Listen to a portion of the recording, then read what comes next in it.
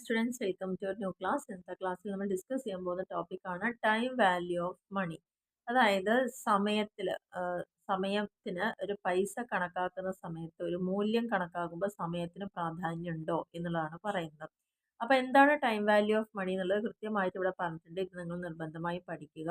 Time value of money is defined as the value derived from the use of money over time as a result of investment and reinvestment.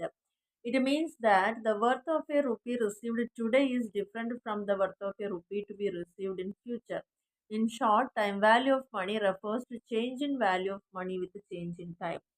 സമയം മാറുന്നതിനനുസരിച്ച് പണത്തിൻ്റെ മൂല്യത്തിലും വ്യത്യാസം വരും എന്നുള്ളതാണ് time value of മണി കൊണ്ട് ഉദ്ദേശിക്കുന്നത്.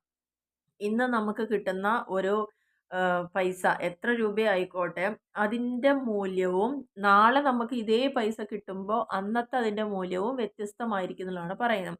Example പറയുകയാണെങ്കിൽ നമുക്ക് 100 രൂപയ്ക്ക് 5 സാധനങ്ങൾ വാങ്ങിയിരുന്നൊരു കാലത്ത് അതേ 100 രൂപ ഇന്ന് നമുക്ക് സ്പെൻഡ് ചെയ്യുമ്പോൾ ഒരിക്കലും ആ 5 സാധനം വാങ്ങാൻ പറ്റില്ല. പകരം അതിലൊരു സാധനം മാത്രമാണ് വാങ്ങാൻ പറ്റുന്നുണ്ടാവുള്ളൂ.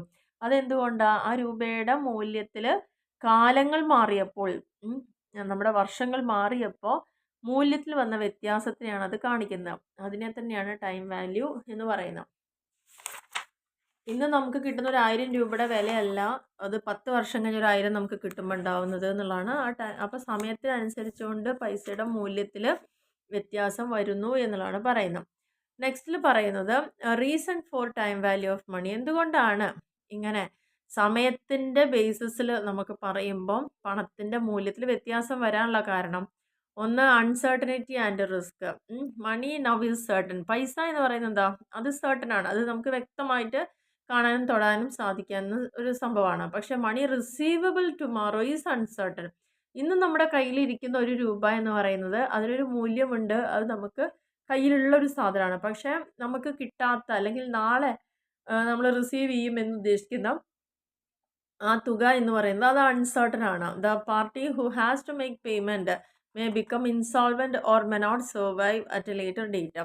Thus future is always uncertain and risky. പൈസയുടെ മൂല്യത്തിൽ ആ ഒരു സമയത്തിനനുസരിച്ചുള്ള വ്യത്യാസം വരാനുള്ള കാരണം നമ്മുടെ അക്കൗണ്ടിൽ കിടക്കുന്ന ഒരു 10,000 രൂപ നമ്മുടേതാണ്, അല്ലെങ്കിൽ അത് നമുക്ക് സേഫാണ്.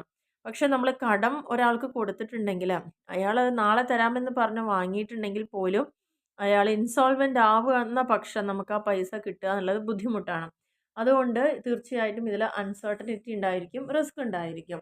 ആൻഡ് രണ്ടാമത്തെ പോയിന്റ് പറയുന്നത്